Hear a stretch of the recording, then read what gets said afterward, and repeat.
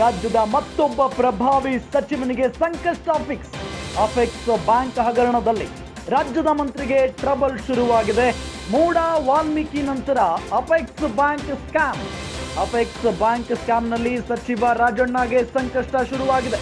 ರಾಜ್ಯ ಸಹಕಾರಿ ಸಚಿವರಾಗಿರುವ ಕೆಎನ್ ರಾಜಣ್ಣ, ಮಧುಗಿರಿ ಕ್ಷೇತ್ರದ ಶಾಸಕ, ಅಪೆಕ್ಸ್ ಬ್ಯಾಂಕ್ ಎಂಡಿ ಕೂಡ ಇವರೇ. ಕೆಎನ್ ರಾಜಣ್ಣ ವಿರುದ್ಧ ಪ್ರಾಸಿಕ್ಯೂಷನ್ಗೆ ಅನುಮತಿಗೆ ಪತ್ರ. ರಾಜ್ಯಪಾಲರಿಗೆ ಪತ್ರವನ್ನ ಬರೆದಿದ್ದಾರೆ ದಿನೇಶ್ ಕಲ್ಲಹಳ್ಳಿ. ಸಾಮಾಜಿಕ ಕಾರ್ಯಕರ್ತ ದಿನೇಶ್ ಕಲ್ಲಹಳ್ಳಿ ದೂರನ್ನ ಕೊಟ್ಟಿದ್ದಾರೆ. ಅಪೆಕ್ಸ್ ಬ್ಯಾಂಕಿನಲ್ಲಿ 2,000 ಕೋಟಿ ಹಗರಣದ ಆರೋಪ ಬಂದಿದೆ. ಪ್ರಾಸಿಕ್ಯೂಷನ್ಗೆ ಅನುಮತಿ ಕೋರಿ ಪತ್ರವನ್ನ ಬರೆದಿದ್ದಾರೆ ದಿನೇಶ್ ಕಲ್ಲಹಳ್ಳಿ. ರಾಜ್ಯದ ಮತ್ತೊಬ್ಬ ಪ್ರಭಾವಿ ಸಚಿವ ಕೆಎನ್ ರಾಜಣ್ಣ ಅವರಿಗೆ ಸಂಕಷ್ಟ ಶುರುವಾಗಿದೆ.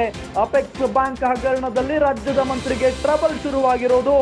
ಮೋಡ ಆಯ್ತು, ವಾಲ್ಮೀಕಿ ಆಯ್ತು, ಅದರ ನಂತರ ಅಪೆಕ್ಸ್ ಬ್ಯಾಂಕ್ ಸ್ಕ್ಯಾಮ್ ಹೊರಬಂದಿದೆ.